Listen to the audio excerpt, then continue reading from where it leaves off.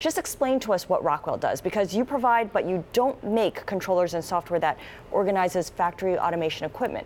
Is that right?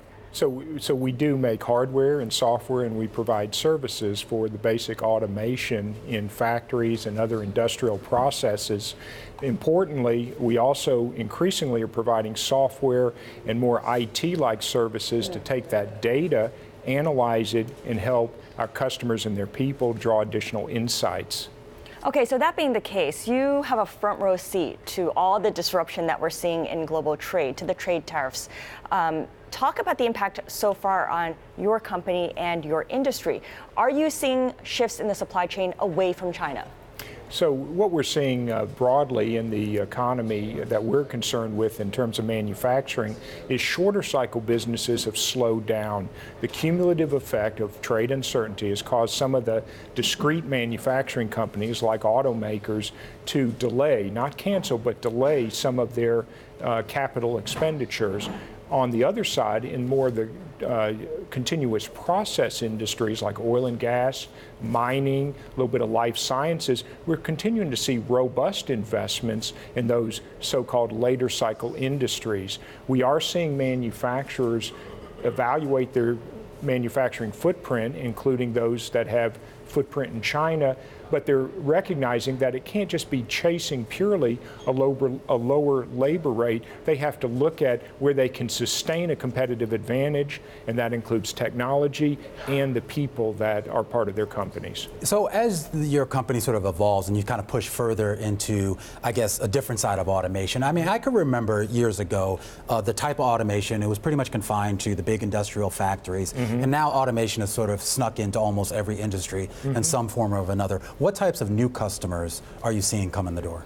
Well, what we're seeing is the convergence of IT and so-called OT, or operational technology. And this helps level the playing field so that scale for manufacturers is not as important as innovation. So it allows smaller and medium-sized manufacturing companies to be able to compete effectively by using technologies like cloud computing, and to be able to level the playing field, so to speak, with larger competitors. But that's really what we're seeing the biggest trend in, is people taking that basic automation, the data that comes from it, and turning it into insights that their workers can turn into additional productivity, speed to market, and so on.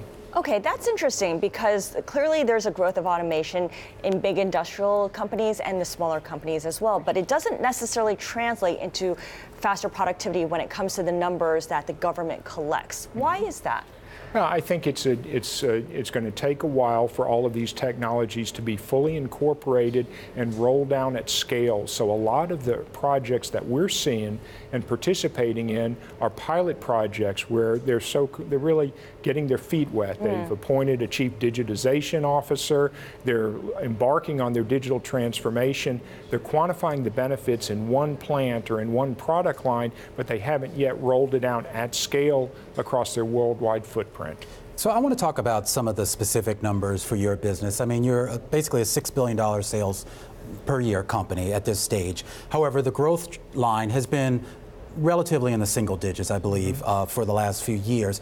And you're now doing business in a realm that I guess some more sort of sexier companies are either in or trying to get in. And how does a Rockwell Automation, not the sexiest name out there, compete with some of these Silicon Valley types who everyone seems to be gushing over? We have to provide more value to our customers than anybody else. It's that simple, and we can do that by playing right at the intersection of that IT, which they know and have been around a long time, and the OT, which is our home field advantage. That's where the data comes from. We understand those manufacturing processes, and by adding the talent organically and through acquisitions to be able to complement our decades of experience on the factory floor, we can compete. And you think your customers, they understand that if you go in there or one of your salespeople goes there and talks to them and they're getting some other salesperson from one of these tech type firms, they understand that distinction, that difference? We're winning every day against the toughest competitors in the world from IT and from our traditional space. You mentioned acquisitions. Will you do more acquisitions? I know you've had these partnerships. You made equity outlays to form partnerships with Schlumberger, PTC in the last year or so. Do you plan to purchase PTC? We're not commenting on the future, but I'll tell you that we're very happy with the commercial relationship and the current focus with PTC, which is on IoT. To your first question, are we going to do additional acquisitions? Yes, we absolutely are, and it's an important part of our growth strategy to complement our organic growth. So you have this big automation fair coming up, what, in November? November in Chicago. From now. One of our reporters, he's going gaga over this. Tell me about it. So this will be somewhere around 15,000 people, our customers, our partners, our own employees, all convening on McCormick Place in Chicago to showcase the absolute state-of-the-art in terms of manufacturing, in terms of the technology, and also what we're doing to prepare the workforce. Because our brand promise is to expand human possibility, and that might sound a little strange for an automation company, but the people working alongside with the technology is what makes our customers most competitive.